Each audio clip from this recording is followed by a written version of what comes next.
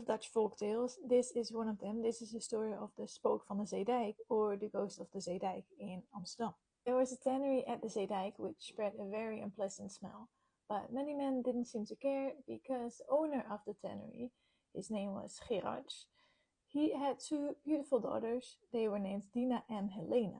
A young sailor was deeply in love with Dina, and he showed that any way he could, and that made Helena very, very jealous. So Dina eventually couldn't resist Wouter, and she fell in love with him. There was just one problem.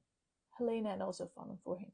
And Helena was filled with jealousy, so she was going to try and do anything that she could to destroy the love. Unfortunately for Helena, nothing really worked.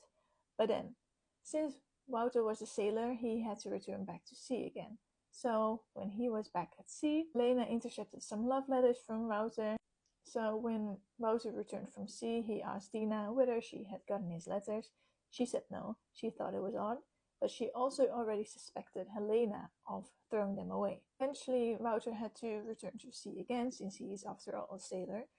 And then Dina exploded to Helena, and the fight lasted for days and days. Actually, they were fighting inside the tannery, and at that moment no one was around, and near to where they were fighting there was a basement, and the hatch to the basement was open.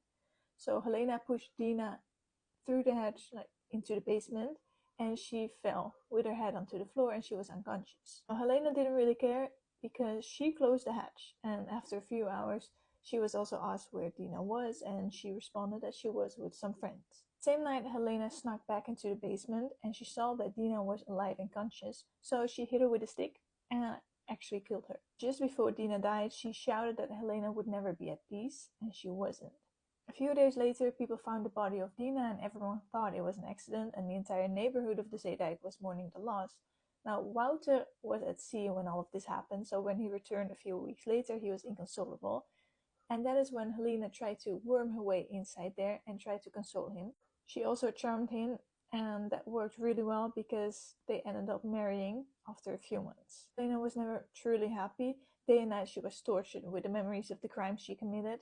And many years later, Helena was on a deathbed, and that is when she told her husband, Wouter, that she is the one that killed Dina. She also asked for forgiveness, but Wouter was obviously horrified, and he left her. Helena died alone on 24th of July 1753. Same night, the Zeedijk was woken by horrific screeches, howls and cries, and laid awake in their beds all night.